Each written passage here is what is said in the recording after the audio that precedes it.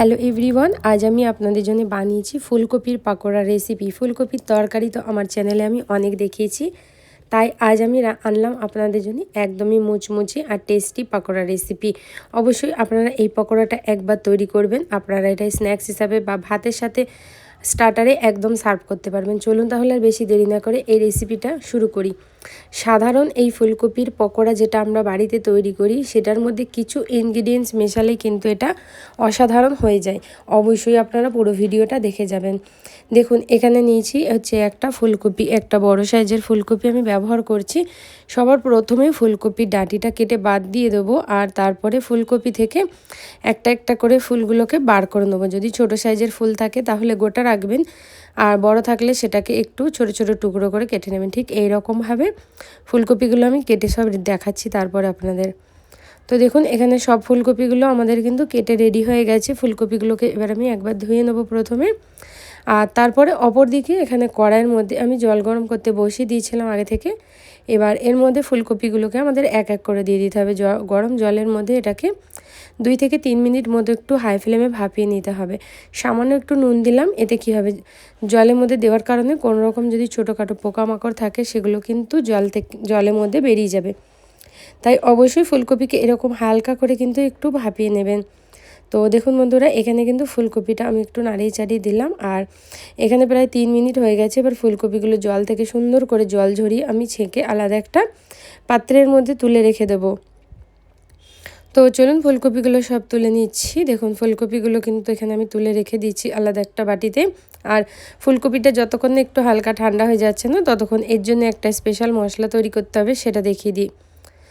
ফুলকপিটা সাইডে রেখে এখানে একটা বড় সাইজের গামলার মধ্যে নিয়ে নেবো হচ্ছে ছোট্ট বাটির 1 বাটি পরিমাণ চালের গুঁড়ি, আর তার সাথে কিন্তু এখানে দিয়ে দেবো হচ্ছে 4 চামচ মতো বেসন। চালের গুঁড়ি কিন্তু ফুলকপির এই পকোড়াটাকে মুচমুচে করতে সাহায্য করে, অবশ্যই আপনারা দেবেন। সাথে দেবো 1 চামচ পরিমাণে নুন, আর এরই সাথে ব্যবহার করব 1 চামচ পরিমাণ আদা রসুন বাটা। আপনারা যদি এটা নিরামিষ খেতে চান তাহলে অবশ্যই আদা একটুখানি গ্রেট করে দিয়ে দেবেন। এবার এখানে আমি ব্যবহার করছি হচ্ছে কাশ্মীরি লাল লঙ্কার গুঁড়ো 2 চামচ পরিমাণ। এতে কালারটা যেমন সুন্দর আসে, ঝালটাও কিন্তু অসাধারণ হয় বন্ধুরা। আর এর সাথে দিয়ে দেবো হচ্ছে 2 চামচ মতো টমেটোর কেচাপ দিয়ে এগুলোকে খুব ভালো করে এইভাবে আমি কিন্তু মিক্স করে নেবো সুন্দর করে। দেখবেন কিন্তু কাশ্মীরি লাল লঙ্কার গুঁড়োটা দেওয়ার কারণে খুব সুন্দর একটা কালার আসে। আর এবার আমি এটাকে অল্প অল্প করে জল দিয়ে একটা মিহি ব্যাটার আমি তৈরি করে ফেলবো। খুব বেশি গাঢ় ব্যাটার নয়, আর খুব বেশি কিন্তু পাতলা ব্যাটারও নয়, একদম মিডিয়াম থিক ব্যাটার আমি তৈরি করব। জলের পরিমাণটা অল্প অল্প করে দেবো, আমি প্রথমে বেশি দেবো না, তাহলে পাতলা হয়ে গেলে কিন্তু কোটিংটা ফুলকপির গায়ে খুব ভালো করে কিন্তু লাগবে না। দেখুন, আগে আমি লাম্পসগুলোকে ভেঙে নিচ্ছি, তারপরে অল্প করে জল দিয়ে এটাকে পাতলা তৈরি করব। দেখুন ঘনত্বটা কীরকম হয়েছে, আপনারা নিশ্চয়ই দেখে বুঝতে পারছেন। ঠিক এরকম ঘনত্বের আমাদেরকে এটাকে তৈরি করতে হবে। একদমই পারফেক্ট হয়েছে, খুব বেশি গাঢ় হয়নি আর খুব বেশি পাতলাও হয়নি। তো এটা মিক্স করে দিচ্ছি। এবার আমি এটাকে একটু সাইডে রেখে দিচ্ছি, রেখে দিয়ে তারপরে ফুলকপিটা আপনাদের দেখাচ্ছি। ফুলকপিটাও কিন্তু হালকা ঠান্ডা হয়ে গেছে। এবার ফুলকপির ওপর দিয়ে দেবো 1 চামচ মতো কর্নফ্লাওয়ার। আপনারা যদি কর্নফ্লাওয়ার না থাকে হালকা ময়দা ছড়িয়েও কিন্তু এটাকে কোটিং করে নিতে পারেন। এতে কি হবে, মশলাটা ফুলকপির গায়ে খুব সুন্দরভাবে লেগে যাবে, কোনো রকম ভাজার সময় ছেড়ে যাবে না, আর ভাজার সময় ফুলকপিগুলো ভেঙেও যাবে না। আপনারা অবশ্যই এইভাবে ট্রাই করবেন। তো এখানে 1 চামচ কর্নফ্লাওয়ার দিয়ে খুব ভালো করে মিক্স করে নিয়েছি। দিয়ে দেখুন ফুলকপির গায়ে কত সুন্দরভাবে কিন্তু এগুলো লেগে গেছে। তো এবার এই ফুলকপিগুলোকে আমি সাইডে রেখে দিচ্ছি। যে মশলার তৈরি করেছি সেই মশলার মধ্যে আমি ফুলকপিগুলোকে খুব সুন্দর করে ঢেলে দেবো। আপনারা চাইলে একটা একটা করে মশলার মধ্যে ডিপ করেও কিন্তু ভাজতে পারেন, বা আপনারা এইভাবে মশলার মধ্যে পুরোটা দিয়ে একবারে মাখিয়ে নিয়েও কিন্তু ভাজতে পারেন। চামচে করে মাখাতে একটু অসুবিধা হচ্ছে, তাই আমি এবার হাতে করে এটাকে খুব ভালো করে মাখিয়ে নেব। বন্ধুরা, যদি ভিডিওটা এতক্ষণ পর্যন্ত আপনাদের ভালো লেগে থাকে অবশ্যই একটা লাইক করে আমার চ্যানেলটা সাবস্ক্রাইব করবেন, আমার চ্যানেলটার পাশে থাকবেন। আর আমার ছোট্ট চ্যানেলটা আপনাদের সাপোর্টের অনেক দরকার, অবশ্যই আপনারা সাপোর্ট করবেন। ইউটিউব থেকে দেখলে চ্যানেলটা সাবস্ক্রাইব করবেন, আর ফেসবুক পেজ থেকে দেখলে অবশ্যই পেজটা ফলো করবেন। দেখুন কথা বলতে বলতে ফুলকপিটা সুন্দরভাবে কিন্তু মাখানো হয়ে গেছে। অপরদিকে আগে থেকে আমি তেল গরম করতে বসিয়ে দিয়েছি। তেলটাকে পুরোপুরি কিন্তু হাই ফ্লেমে আমাদের গরম করে নিতে হবে। আর যখনই হাই ফ্লেমে গরম থাকবে তারপরে গ্যাসটাকে হাই মিডিয়ামের মাঝখানে রেখে এক এক করে ফুলকপিগুলোকে কিন্তু এর মধ্যে ছেড়ে দিতে হবে।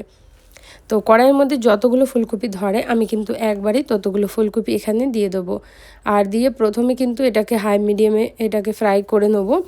যখন দেখবেন যে কালারটা একটু হালকা ডার্ক হয়ে এসেছে ফুলকপির, তখন আমি এটাকে মিডিয়াম ফ্লেম দিয়ে এটাকে কিন্তু ভালো করে ভেজে নেবো, যাতে ফুলকপিটা ভিতর থেকে সুন্দর করে সিদ্ধ হয়ে যায় আর লেয়ারগুলো প্রচুর পরিমাণে ক্রাঞ্চি হয়ে যায়। ফুলকপিটা দেখবেন যতটা ভাজবেন ততটাই কিন্তু সুন্দর একটা লালচে কালার চলে আসবে। দেখুন এখানে ফুলকপিটা একদিক থেকে হালকা সারফেসটা শুকিয়ে এসেছে, তাই আমি একটু মিক্স করে দিচ্ছি। তো এটাকে আমি নাড়িয়ে চাড়িয়ে একটু মিক্স করে দেবো প্রথমে সুন্দর করে। তো এইভাবে কিন্তু অনবরত এটাকে আমাদের মিক্স করে ভাজতে হবে। সুন্দর করে কিন্তু লাল লাল করে ফুলকপিগুলোকে আমাদেরকে ভেজে নিতে হবে। অন্তত একবার এইভাবে ফুলকপির পকোড়া বাড়িতে তৈরি করবেন, সবাই কিন্তু প্রশংসা করবে এত টেস্টি ফুলকপির পকোড়া খেয়ে। আপনারা চাইলে এক্সট্রা করে কাঁচা লঙ্কা আর কারি পাতা ভেজে কিন্তু সার্ভ করতে পারবেন। আমিও কিন্তু কাঁচা লঙ্কা কারি পাতা তেলের মধ্যে ভেজে তুলে নিয়েছি। তো দেখুন এখানে আমি এই ফুলকপির পাকোড়াগুলো তেল থেকে সুন্দর করে আমি তেল ঝরিয়ে তুলে নিচ্ছি সবগুলো। আর এবার অল্প অল্প করে আমি একটা বাটির মধ্যে সার্ভ করছি। তো এটাকে আমি টমেটোর সস দিয়ে সার্ভ করেছি। আপনারা চাইলে তেঁতুলের চাটনি দিয়েও করতে পারেন বা এটা শুকনো খেতে পারেন, খুবই টেস্টি হয়। সাথে কিন্তু আমি একটুখানি কাঁচা লঙ্কা আর কারি পাতা ভেজে রেখে দিয়েছিলাম, সেটাকে ওপর থেকে আমি ঠিক এইভাবে সাজিয়ে দিচ্ছি। আশা করছি আপনাদের রোজকার ভিডিওর মতো এই ভিডিওটা ভালো লাগবে। ভালো লাগলে অবশ্যই লাইক কমেন্ট শেয়ার, আমার চ্যানেলটা সাবস্ক্রাইব করতে একদম ভুলবেন না। ভালো থাকবেন আর সুস্থ থাকবেন, এইভাবে আমার ভিডিওগুলো দেখবেন আর আমার